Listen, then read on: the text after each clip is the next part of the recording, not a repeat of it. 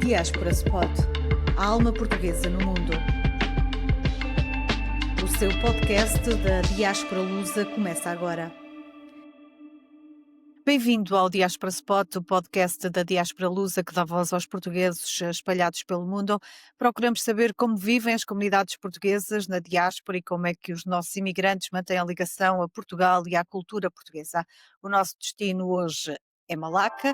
O nosso convidado, Pedro Palma, realizador português que há 25 anos documenta a comunidade luso-malaia. Viva, Pedro! Bom dia, muito obrigado por este convite para falar sobre um Porquê dos meus Malaca? preferidos. Porquê Malaca? Hum, eu, como se calhar muita gente em Portugal, não tinha uma noção do que é Malaca e o que é Malaca e o que são as pessoas de Malaca. E em 2002 fui convidado por um produtor aqui em Portugal para realizar um documentário sobre a cidade, sobre Malaca e sobre a nossa história e sobre os portugueses de Malaca, dos quais, como eu acabei de explicar, de facto não tinha grande conhecimento, nem me recordo muito durante os meus anos de estudo, portanto, acho que a história não passou muito por Malaca, parava na Índia, África, Brasil, e não ia muito, pelo menos no meu tempo, não passava muito pelo estreito de Malaca. E de facto, com esse convite, para realizar um documentário, eu fiquei fascinado com o sítio, portanto não imaginava que alguns na Malásia, no sul da Malásia, existisse uma pequena comunidade de portugueses, descendentes de portugueses, e fiquei não só apaixonado pela cidade em si, porque é um melting pot cultural. Aliás, a Malásia é um melting pot cultural, desde malaios, indianos, chineses, euroasiáticos, portanto, e aquela mistura, aquele colorido, aqueles sons tocaram-me. Mas depois descobri uma comunidade que fala um português, um crioulo, neste caso, que já está misturado com um malaio, com algumas palavras hindus, tamil, neste caso, um, e aquelas pessoas, de facto, quando nos viram chegar, uma pequena equipa de filmagem, receberam-nos de braços abertos e ficaram muito felizes por mais uma vez, os portugueses visitarem, que não, de facto não vão com muita frequência a Malaca. A partir deste documentário, eu fiz o documentário, mas fiquei sempre com o bichinho. Havia mais por explorar, havia mais por dizer, havia mais por descobrir e interagir com aquela comunidade, e então dei por mim a cometer a loucura de desafiar-me a mim mesmo. Eu tenho que voltar a Malaca e tenho que aprofundar os meus conhecimentos e dar mais voz a esta gente, e já vão quase assim, cinco comentários sobre a minha autoria que têm passado na RTP de quando em vez. E são 25 anos a retratar esta comunidade portuguesa de Malaca, chamamos-lhe assim, uma comunidade luso-malaia. Que comunidade é esta? Como é que a descreveria? Para já, podemos dizer que são sobreviventes. Aquela gente passou por muito. São 500 anos. Eles dizem que ao fim de 500 anos nós ainda estamos por cá. Ainda nos aguentamos, ainda sobrevivemos. E de facto eles são resistentes. São o osso duro de roer dentro do que é a Malásia por si só. Lá está com esta riqueza multiétnica. Isso é uma pequena comunidade. Ou seja, hoje em dia podemos encontrar uma grande parte da comunidade lusodescendente em Malaca, no Portuguese Settlement. O Portuguese Settlement foi criado em 1930 por dois padres, um francês e outro português. Isto para aglomerar os portugueses de Malaca que estavam distribuídos por Malaca, viviam em várias zonas de Malaca, e então eles preferiram, se calhar, aglomerar aquela comunidade católica num espaço mais coeso e fácil de localizar. Portanto, os padres adquiriram, se não me engano, os terrenos, 28 acres, se não estou em erro, e moveram os descendentes que estão espalhados pela cidade para aquele local. É claro que outros preferiam ficar onde estavam, não foram todos. Hoje em dia a comunidade são cerca de 1200 pessoas que vivem no bairro. Muitos vivem em Kuala Lumpur, depois ao fim de semana regressam, outros estão em Johor, que é uma cidade no sul da Malásia, outros trabalham em Singapura, e vão subindo e descendo. Obviamente, nas épocas festivas, a comunidade enche, portanto, o Portuguese Settlement enche não só de turistas, como também dos familiares que regressam à comunidade. Portanto, e desde 1930 podemos encontrá-los, de facto, no Portuguese Neste bairro. Settlement. Diga, diga, diga, peço desculpa. Neste bairro, podemos Sim, sim, encontrá-los neste neste bairro. bairro. Sim, sim, neste bairro. E E eles em ele termos eles viviam, aliás, quando os portugueses chegaram em 1511, havia uma parte da pequena ou seja, eles chegaram, conquistaram, portanto começaram a administrar a cidade, foram casando com os locais, não é, e viviam, portanto, no outro lado do rio, numa zona chamada Tranqueira, que ainda hoje existe, mas de famílias portuguesas, de facto, descendentes de portugueses. Já acho que eventualmente poderá haver uma ou 2 famílias, não mais do que isso. De resto, eles passaram para o outro lado do rio Malaca, em Banda e Lir, o João Passir e sobretudo no bairro português. Este bairro também, encontramos muitos elementos portugueses, por exemplo, a toponímia também é portuguesa, tem um pequeno museu, um pequeno modesto museu, assim podemos chamar. Hum, que mais, É que verdade. Sim, é descrições? verdade. É verdade, portanto, o bairro, não é um bairro muito grande e tem vindo a, de facto, a reduzir, depois podemos chegar ao porquê que o bairro está a ficar um pouco mais pequeno. Eu costumo dizer por piada que a Malaca está a ficar muito grande e o bairro, mais pequeno. Mas, de facto, esse museu, eu penso que quando a Marta foi a Malaca há uns anos, daquilo que me explicou, Já este lá. museu neste momento já não existe, já não existe. Agora existe um outro museu, portanto, existe um outro museu nas traseiras desse museu.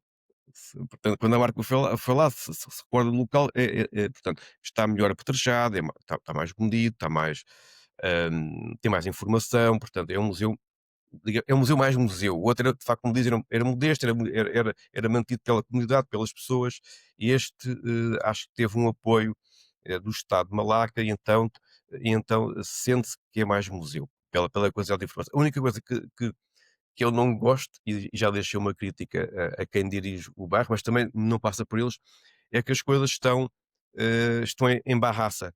Portanto, para nós, estrangeiros, Limite. não só portugueses, ou inglês, ou um francês, ao menos não tendo parte do texto em inglês, é muito complicado, não conseguimos. E nem sempre funciona aqueles devices para ouvir a tradução, nem sempre funcionam. E está tudo muito em barraça, portanto, foi uma crítica que eu deixei à comunidade, não depende deles, eles estão a tentar, juntamente das autoridades locais, ver se conseguem pelo menos pôr um segundo texto em inglês, porque ajuda. Mas, de facto, o bairro tem, ou seja, a comunidade em si, as pessoas que lá vivem, tentam manter este link com Portugal, não é? Portanto, não é só as bandeirinhas de Portugal que estão por lá, não são só os nomes portugueses, que de facto são deles, portanto, eles herdaram, há muitos Sousa, portanto, Santa Maria, e depois também, portanto, há aqueles portugueses que casaram com holandeses e adotaram o nome holandês, Meredith, Dunker, mas lá pelo meio tem um nome português, portanto, as ruas ainda têm um nome, tem algum nome português, como a Rua Teixeira, ou Terceira, que eles põem um H, TH Terceira, a Rua Herédia, e eles tentam manter esse link com Portugal, não é? Não só pelas tradições, por este lado mais icónico das ruas e dos restaurantes, na promoção da comida portuguesa local, não confundir, porque eles de facto não têm ou não sabem o que é a comida portuguesa, portanto, aquela comida que eles têm é deles, já tem uma mistura com o malaio e com o indiano, não é? Ahm, e de facto é mais por aí. Se nós, um português que lá chega e quando começa a ver os nomes das ruas em português, já se senta um bocadinho em casa, não é? E depois conhecendo as pessoas, falando aquele crioulo, que essa é outra das coisas, não é? Essa das coisas que é muito importante. Eles estão a tentar, é difícil, mas eles estão a tentar que se mantenha o crioulo, que continuem a passar de geração em geração. E isso, de facto, é complicado, porque eles mesmo o admitem que a geração mais jovem já não tem aquele interesse por manter a língua, ou sobretudo o crioulo. Porquê? Porque a Malásia, como um país multicultural, para já a língua principal é o Bahasa, depois o inglês. Foram a última colónia que estive por lá. E depois então vem o português local e também um pouco de chinês e um pouco de Tamil. Portanto, no fundo já falam quase 5 línguas. Porque, E eh, este diga, diga. crioulo de Malaca, é o Papiá Cristanga, se não estou a dizer mal, e depois já mistura um bocadinho do português arcaico também com estas outras línguas que são faladas na Malásia. Sim. Portanto, o Papa Cristão, neste momento, está, de facto, é como a comunidade o identifica. Ou seja, a nossa língua é português de Malaca, mas dentro da comunidade passa muito a ideia do papiá cristão. Eh, Dentro da comunidade há quem concorda, há quem não concorda. Porquê? Porque falam do papiá cristão, o falar cristão. E muitos não gostam do termo. Preferem, nós falamos português, português de Malaca, não falamos religião. E por vezes para os malaios, ou para outras comunidades, é um pouco confuso. Vocês falam cristão. Então, neste particularmente, há esse debate. O que é que fica? Denominamos a nossa língua como português de Malaca, Malaca português, ou denominamos como papiá cristã, que é corriqueiro entre as pessoas da comunidade. Pronto. Hum, o papiá cristão, vamos dizer assim, vamos manter o papiá cristão, seguindo um bocadinho a lógica dentro e o espírito dos portugueses de Malaca, tem uma característica muito importante. O português arcaico, não tanto. De facto, de vez em quando há esse erro. Eles falam o português antigo. Não, eles não falam o português antigo. Podemos localizar uma ou duas, três, vá, no máximo uma dúzia de palavras que podemos ver nas cartas antigas de há 500 anos, num outro documento, e podemos fazer o tracing da palavra a esse português de 500. Mas, no fundo, é um crioulo. Estamos a falar de um crioulo, de uma língua que passou de geração em geração através da oralidade. É o que eles dizem. Nós Através, falamos pela oralidade sempre através e da do ouvido. oralidade. E do ouvido. Entretanto, houve transformações, não é? Ao mesmo tempo, foram adquirindo também expressões malaias, do Bahasa, e, paralelamente, o nosso português, curiosamente, também deu palavras ao Bahasa. Ou seja, segundo um estudo feito em 1914, são cerca de quase 300 palavras do português que influenciou e estão presentes na oralidade do Bahasa malay. Janelá, tambor, por exemplo, sábado, não é? Secola, escola, são várias, são cerca de tantas palavras que nós demos ao Bahasa malay. Daí isto é muito importante porque hum, após a independência, o governo da Malásia considerou este pequeno grupo dos portugueses Malaca como filhos da terra, que na Malásia denomina de Bumiputra.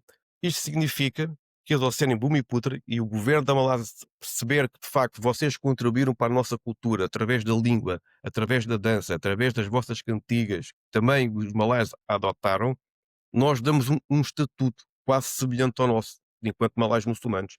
Querem ser filhos da terra, Bumiputra. Isso significa que a comunidade depois tem alguns acordos, algumas ajudas do Estado, que os chineses e os indianos não têm. E depois pode-se criar, às vezes, certos conflitos, mas pronto, mas deixando isso ao lado. Mas o governo da Malásia reconheceu isso na comunidade.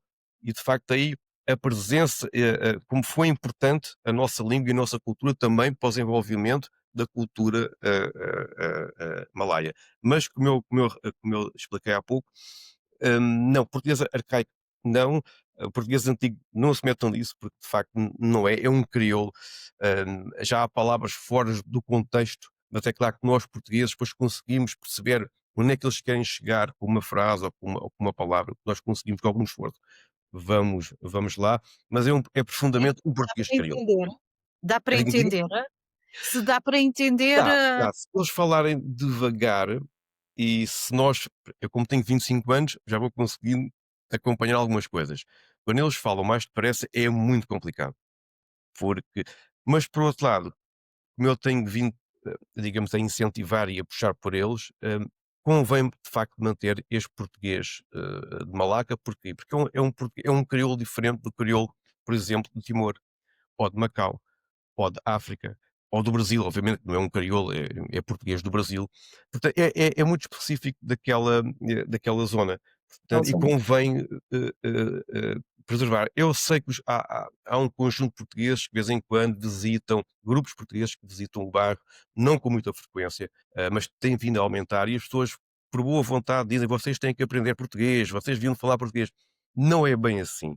Para já o que é importante de momento é preservar aquela língua, o papiá cristão, que faz parte da identidade específica daquele grupo de pessoas. E esta língua é transmitida agora aos mais jovens, ou enfim, Sim.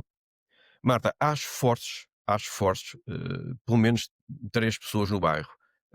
Neste momento, um senhor chamado Martin Teixeira, que também é não digo que seja um líder cultural, mas é uma pessoa muito ativa na parte de preservação dos costumes do bairro português de Malaca. A Marina também, que é professora e que é professora local lá mesmo na Malásia, e que tenta puxar os miúdos para conversas em português. Ela própria tem um grupo de folclore chamado o grupo, a trupe Dona Marina. A Sara Santa Maria também tem um grupo de folclore mais para os mais jovens, que também dá algumas aulas quando em vez quando tem tempo, porque depois as pessoas trabalham e nem sempre têm tempo, não é, e disponibilidade, para ensiná-los. O tal Martin Teixeira, que faz pelo menos, uma aula por semana de 1 hora, todas as quintas-feiras, num bairro ao lado. Eh, mas é difícil, porque não são muitos alunos. Geralmente o que acontece é que eles falam em casa com os pais. As pessoas esforçam-se, mas de facto tem-se vindo a perder. Eles reconhecem, de facto, não há muito interesse, tirando o que é o que é vulgarmente falado em casa, entre eles, à mesa, mas é uma mistura de Barra Malay, inglês e o português local. 3. E acontece com muita frequência. Nós estamos com eles num jantar e eles começam a frase em inglês, vai ao Bahasa e depois acabam em português de Malaca. Está a ver? Mas de facto, entre eles, neste momento, esta nova geração, que depois também está muito dedicada às redes sociais, não é? Não é como cá. Por muito que eu tente explicar às pessoas de Portugal, de facto a Ásia é diferente em termos de adição ao Instagram, ao TikTok, lá é uma coisa brutal. E ter este tempo e interesse. Eu recordo-me, talvez tinha tido esse privilégio, vai, entre aspas, de se calhar ainda apanhei a última geração que tinha de facto interesse em aprender não só o português, o nosso português, como o português local. Mas isto foi em 2007, 2008. Eh, não havia tanto a interferência dos Instagrams, Facebook, porque no bairro, até na altura, se não me engano, havia só um computador numa sala, mas a partir daí é um non-stop. E de facto a Ásia, Malásia, Singapura, toda essa área do Sudeste Asiático, eles estão muito viciados nas redes sociais e rouba mas mesmo muito tempo. Não é como cá, de facto, nós já percebemos que também isso também acontece, mas lá é um nível muito forte. esta herança portuguesa não se expressa só na língua, mas também em tradições, e estamos na época do Natal. Esta é uma tradição muito forte, em Malaca.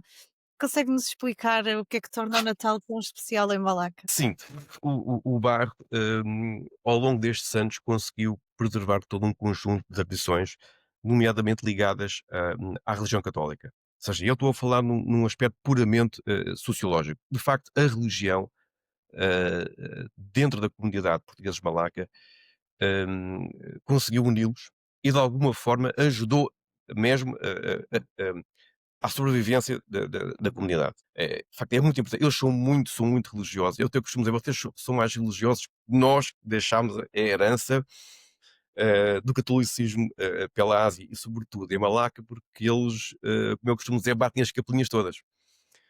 E, de facto, há um conjunto.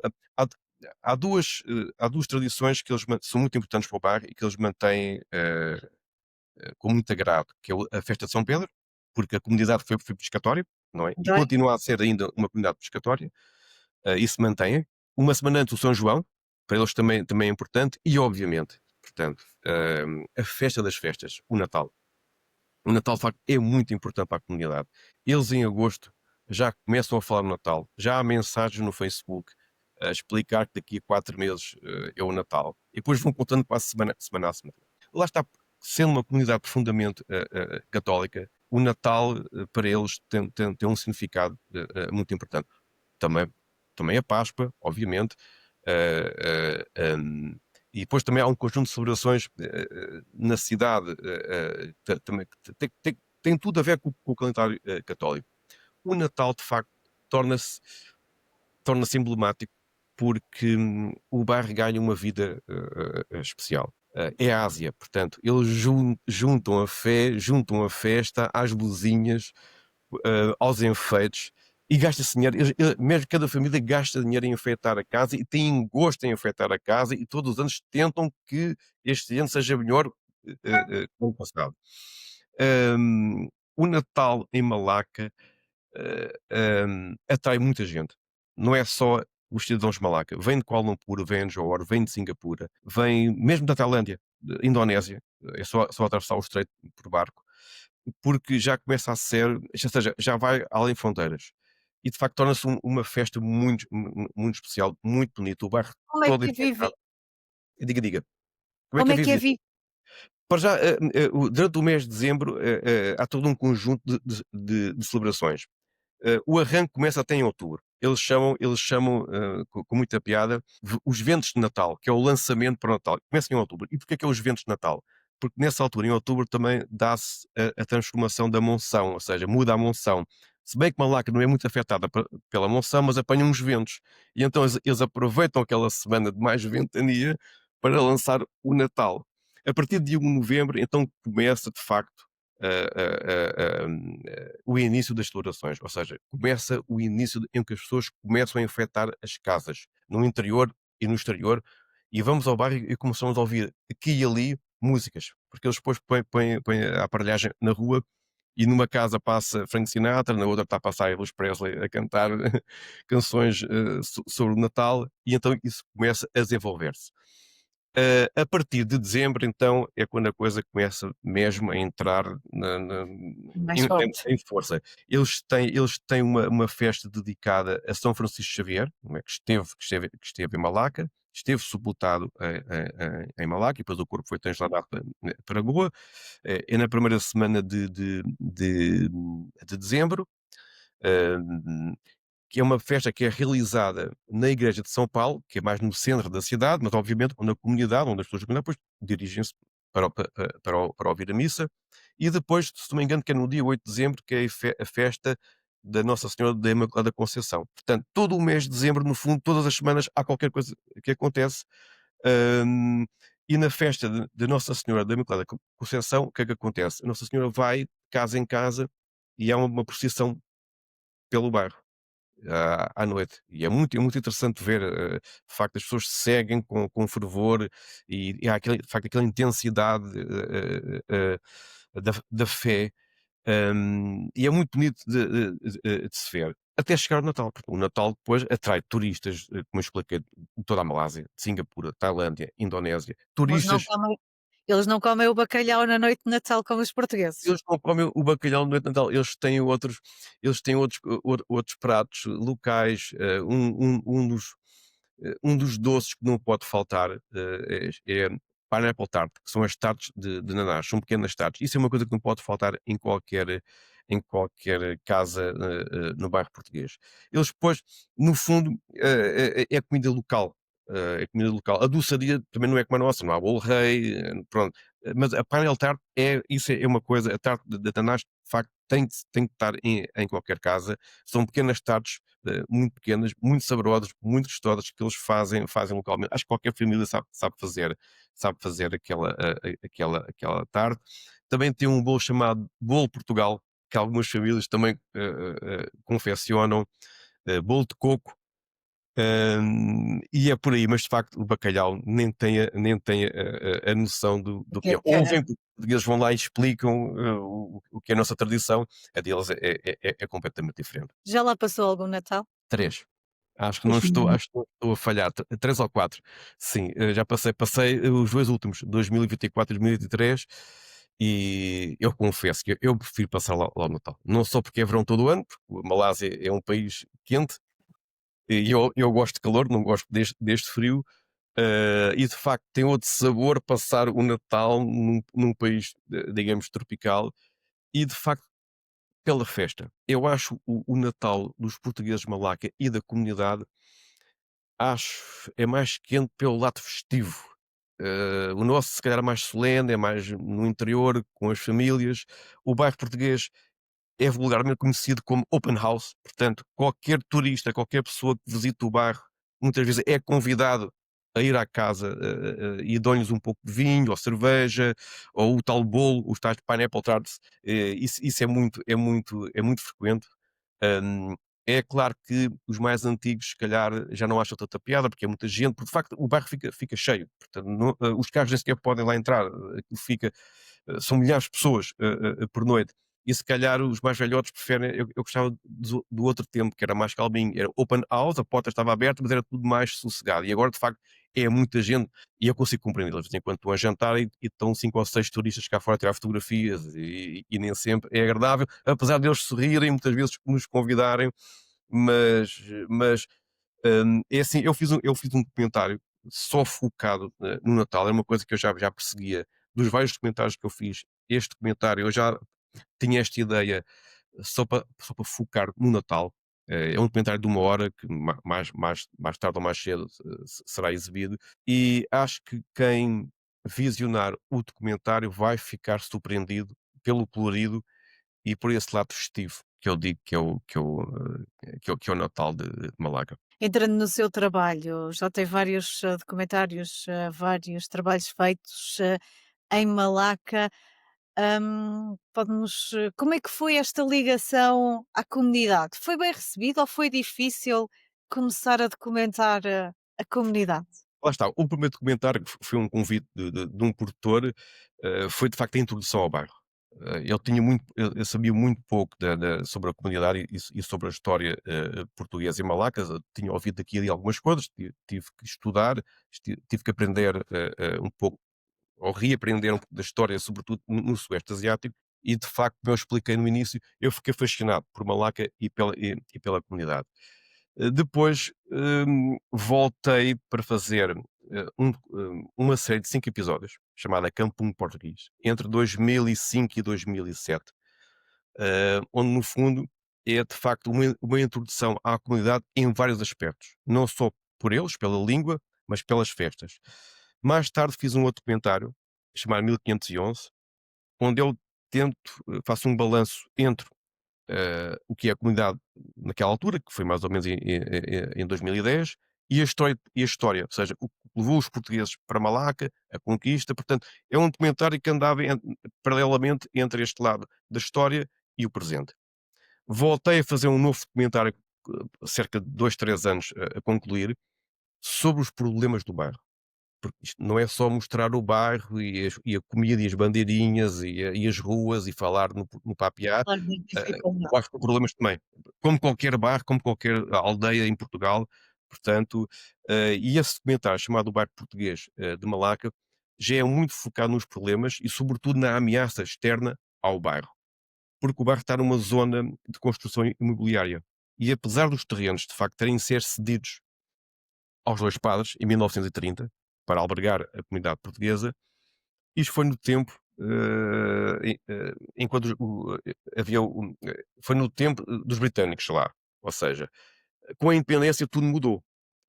O que tinha sido oferecido ou comprado, por um preço simbólico, ao padre François e Crovado, com a independência, obviamente que o terreno voltou para o governo da Malásia, do qual lhes foi cedido em espécie de leasing por 99 anos.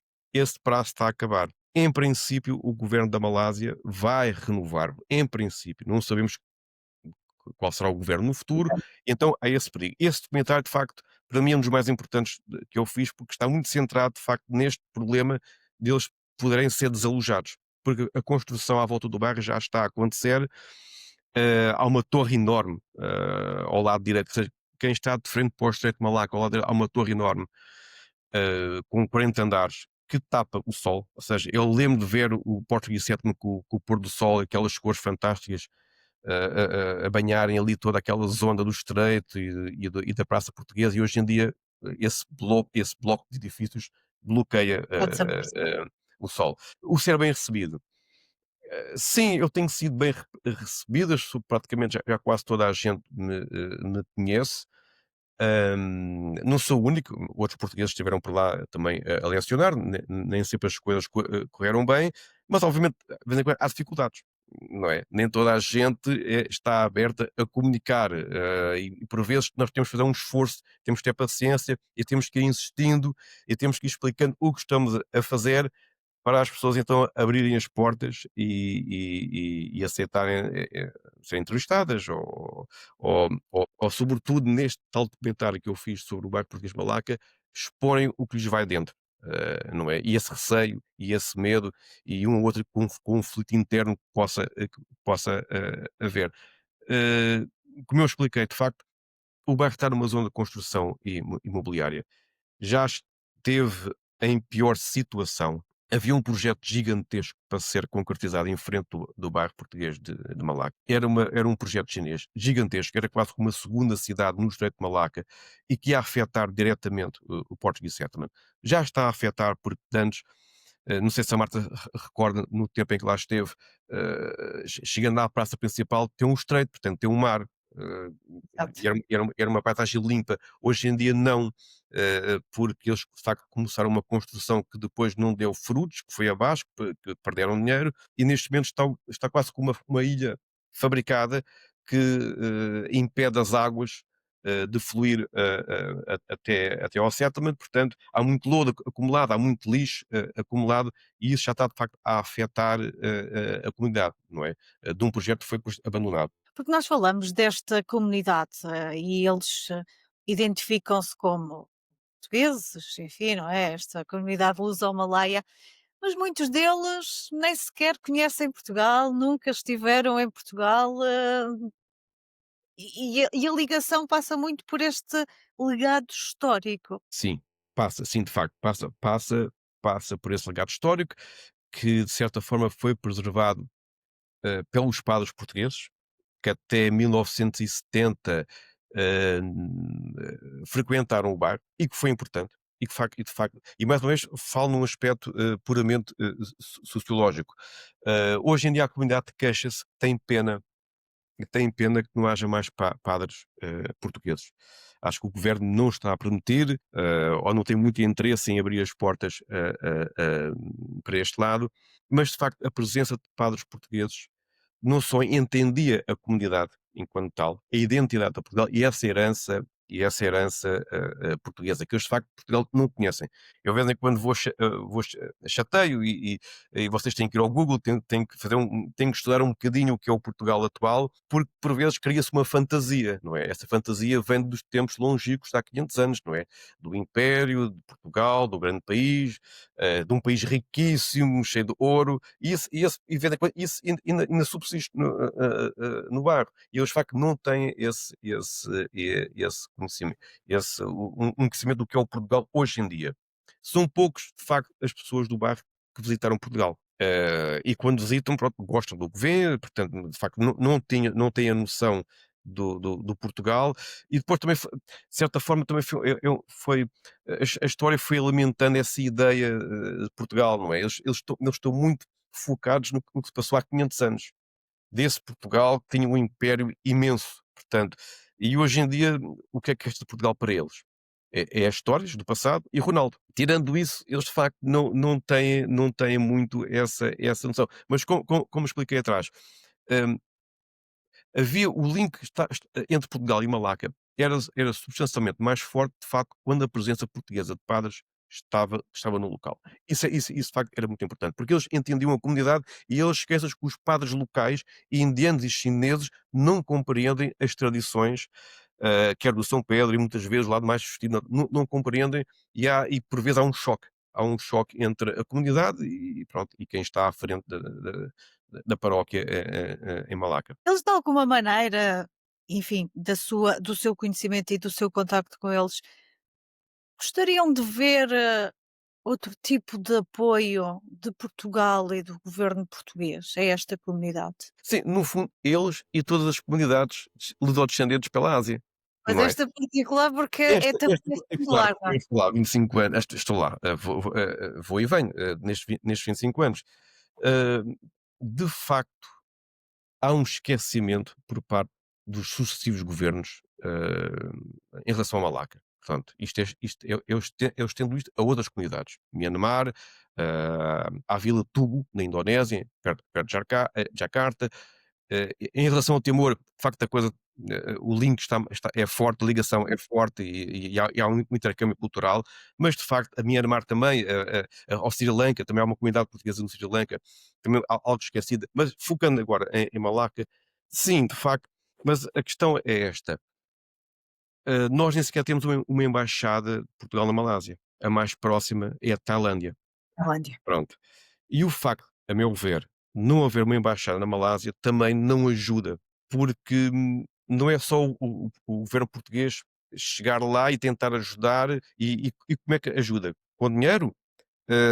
Compreendo, porque depois não é fácil, não é chegar lá "Olha, queremos estabelecer aqui um instituto ou isto", tem que passar pelo governo da Malásia. E não havendo, digamos, este link diplomático, não é?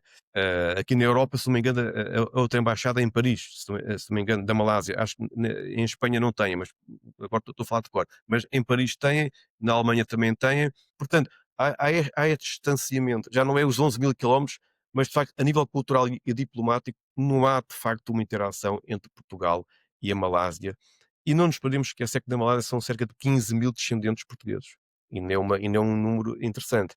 E muitos já passaram para Timor, outros vivem na Austrália, mas na Malásia por si são cerca de 15.000 descendentes de portugueses. De facto, o que é que o governo português pode fazer? Eu, no fundo, mesmo pela minha própria experiência enquanto realizador, já tenho batido várias vezes a várias portas e também não acontece nada. Há muitas promessas e é sempre a mesma conversa, de não há dinheiro para isto, não há dinheiro para aquilo. O governo português, através do Instituto Camões, ou sobretudo o Instituto Camões, tentou no passado enviar alguns professores para o ensino de português, mas como eu expliquei, não é o mais importante neste momento. E aliás, eu pessoalmente acho que os professores enviados pelo Camões até foram um pouco ao engano, porque não é isso que o bairro neste momento precisa. Para já, que os ajudem a preservar o crioulo, certo? Ahm, o bairro, e sobretudo três grupos, o grupo da Dona Marina, da Santa Maria e o 1511 Malhão Malhão, que eles lá dizem Malhau Malhau, ainda promovem um pouco da nossa cultura, não é a deles, da nossa cultura com as danças folclóricas, com os ranchos folclóricos que eles aprenderam no Também tempo do discordo. padre Pintado. Portanto, e eles ainda têm os costumes, como eles dizem, eles próprios fabricam os seus trazos, que é uma mistura depois do Minho, do Algarve e da Madeira, mas pronto, mas que é colorido, e que é bonito e que pegou moda e que no fundo os identifica perante as outras comunidades. O governo de facto podia interessar-se um pouco mais para estas comunidades, sobretudo a nível cultural. Um intercâmbio cultural. Recentemente esteve um grupo do norte de Portugal, por eles, um grupo do rancho folclórico, Tichico das Beiras, se não me engano. Eu agora posso estar a dar o nome errado, mas foi um grupo do norte de Portugal que foram por eles. Quiseram ir por lá, quiseram ir para lá, dançaram as danças tradicionais do Minho, ensinaram alguma coisa, e esse tipo de convívio, de facto, é muito importante. É mais importante uma semana de convívio entre um cantor português ou um grupo folclórico, ou seja o que for, com eles, do que enviar um professor para os ensinar português, porque depois não deu em nada. Não deu, ou seja, o professor esteve lá 3 meses, tiveram 5, 6 alunos, passado uma semana era 2 alunos e depois deixaram de ir porque não há de facto esse interesse, e os professores no fundo foram jogados, digamos, para o bairro, foram atirados para lá. E este tipo de convívio, as pessoas por vezes não percebem, mas um rancho folclórico de Portugal ou um cantor português, no convívio com eles durante uma semana, a tocar os nossos temas de Portugal, a ensinar um pouco da nossa música e a aprender com eles a música deles, porque lá está, a comunidade tem uma entidade própria, a comunidade tem músicas feitas por eles, tem o Brânio, que é uma dança e são canções locais que, lá está, influenciaram também a cultura da Malásia e que é um produto local. Eu muitas vezes digo: "Vocês têm que começar, se calhar, a pensar em voltar a olharem para vocês mesmos, deixarem um bocadinho de lado os fatos tradicionais portugueses, porque é emprestado, o que não quer dizer que não façam um tributo a Portugal, porque faz parte, é a herança cultural Uhum. deles, mas Deles. foquem-se também em vocês, foquem-se, naquilo que vocês criaram. Vocês têm o brânio, que é um vestido comprido, todo florido, não é? Que é da comunidade, eles lá chamam a cabaia, não é, Brânia?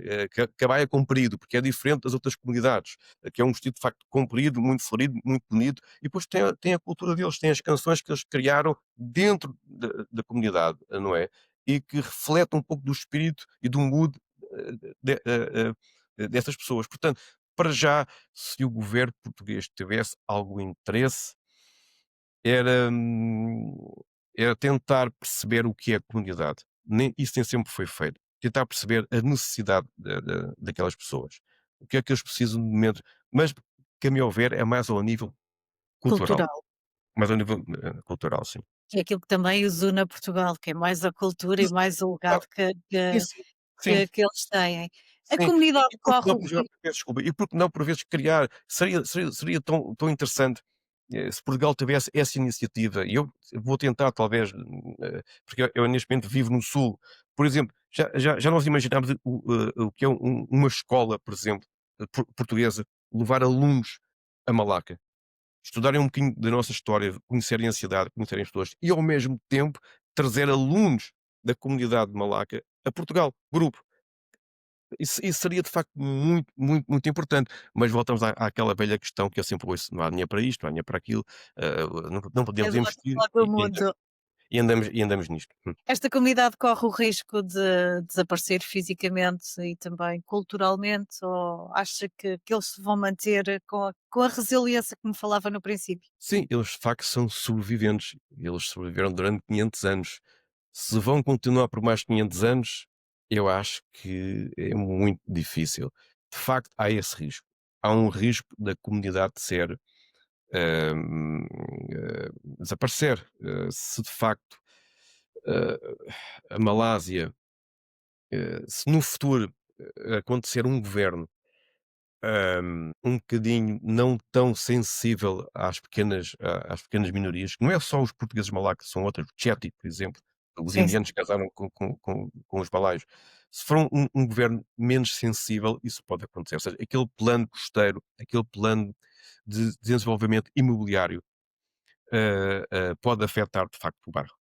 Hum, e isso pode acontecer. Como eu expliquei, os padres adquiriram os terrenos para deslocar os portugueses que viviam em Malaca, naquela comunidade. Com a independência tudo mudou, ou seja, os terrenos obviamente são terrenos da Malásia, não são da comunidade. Foi-lhes dado o tal leasing por 99 anos, que está a acabar, vai acabar em 2030, outros em 2040, mas está próximo. Foram feitos esforços no sentido de prolongar esse leasing. Parece que foi aceito, mas na Malásia o que parece hoje, amanhã deixa de parecer, ou seja, não é, lá está, depende do governo, depende de quem está Claro. à frente, também da parte cultural, do governo, mas há esse sério risco. Daí o tal documentário que eu fiz, o tal Bairro Português de Malaca, está muito focado nos problemas, mas há esse risco, e seria pena, porque se já é difícil manter o crioulo de Malaca, se já é difícil manter as tradições, a partir do momento que o bairro for desagregado, então essa perde-se, Exato. perde-se. E digo, nem em 50 anos vamos esquecer o que é o crioulo de Malaca. O que é que a comunidade malaca nos ensina sobre identidade e também diáspora? E ensina, estes 2 pontos, portanto, é que de facto eles têm uma capacidade de resistência, e tiveram uma capacidade de resistência, forte. Hum, a comunidade durante 500 anos sofreu, alguns ataques.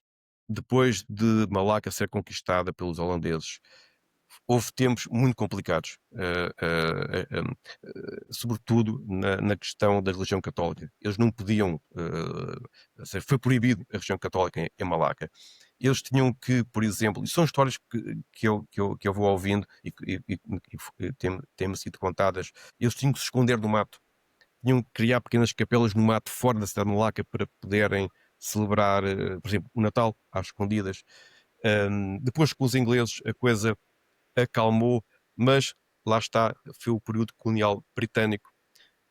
Depois houve a Segunda Guerra Mundial, Malaca esteve debaixo do domínio japonês, houve muitas mortes por essa altura, portanto, há uma história de 500 anos em que a comunidade conseguiu resistir e sofreu um bom bocado. Portanto, isso é e sempre com aquele attachment, com aquela ligação a Portugal, não é? Com, que eles não conhecem e, de facto essa herança que eles conseguiram preservar com muita luta e ao mesmo tempo, sim, a identidade.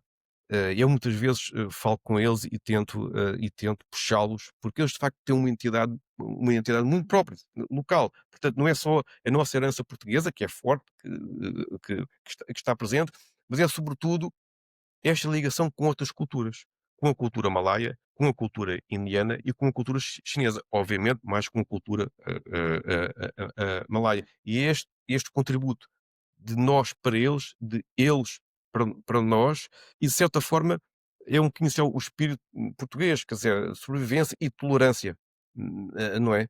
E acho que isso está enraizado na comunidade do bairro português de Malaga. Obrigada, Pedro Paulo, bom português, que há 25 anos documenta a comunidade de Malaca. Nós voltamos na próxima semana com a Diáspora Spots à procura da alma portuguesa no mundo num novo destino.